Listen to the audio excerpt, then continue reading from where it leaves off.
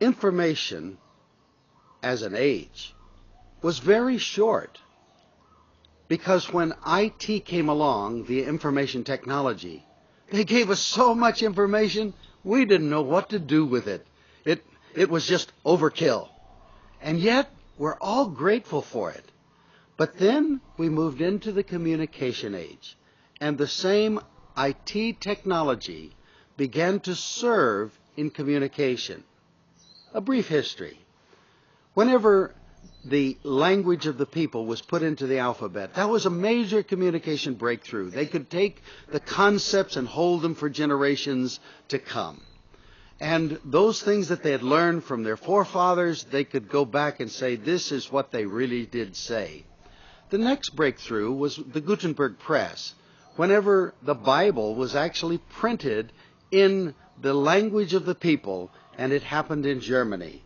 The first happened to the Hebrew people. So the Hebrew people put the Bible in their alphabet, and that's why they had an advantage. This also gave an advantage in many areas of standards of living for Germany and, in the broader sense, Europe. The next thing that would occur would be the area of filmmaking, where you could put your imagination on film, and sound, audio through radio broadcasting, and also the area of just simply communicating broadly through television.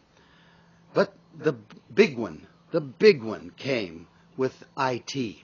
Whenever the internet was invented and became broadly used, suddenly information was accessible to everyone, anywhere, at any time. This is an amazing tool. Well, it needs to be used for the purposes of God. Whenever any of the breakthroughs were used for the purposes of God, the gospel went forward. We have in the radio era things like FEBC and other wonderful Christian organizations that began to broadcast the gospel through radio broadly. The same thing happened with television. The movie industry moved a little slower because some people were prejudiced against the tool, not realizing it was a tool from God to be used for good. And that's what we have to say about the internet. It can be used for bad. Everything that God gives us that is good, Satan can use it for bad.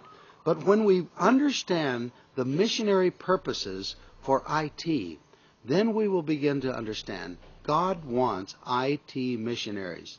He wants those that really understand the internet and information technology and the communication through that, to understand that they can be called to missionaries as much as David Livingstone, who used medicine to get out and open the hearts of the people in Africa, or William Carey, who used all sorts of means, including education, media, and other areas, to get the gospel to the people and also to see their lives changed.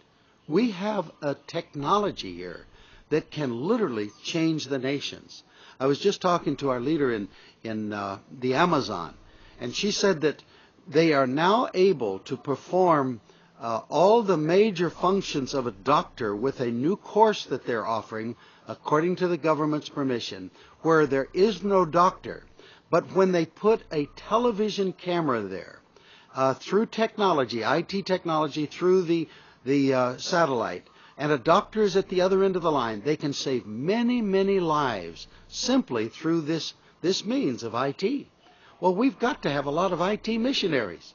And we're believing God in Kona, where we now have a very healthy and growing IT ministry under Chung Ho. It's a wonderful thing that's happening because we're seeing God expand missionary services all over the world as they serve to multiply their efforts. But we're seeing these missionaries become missionaries in their own right, where they can spread the gospel, share the gospel of Jesus Christ over the internet. They can also at the same time share in mercy ministries over the internet.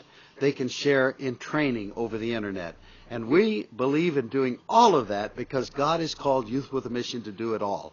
And the University of the Nations, Kona, Hawaii, is dedicated to multiplying missionaries And their task is going to be easier as we have more and more IT missionaries.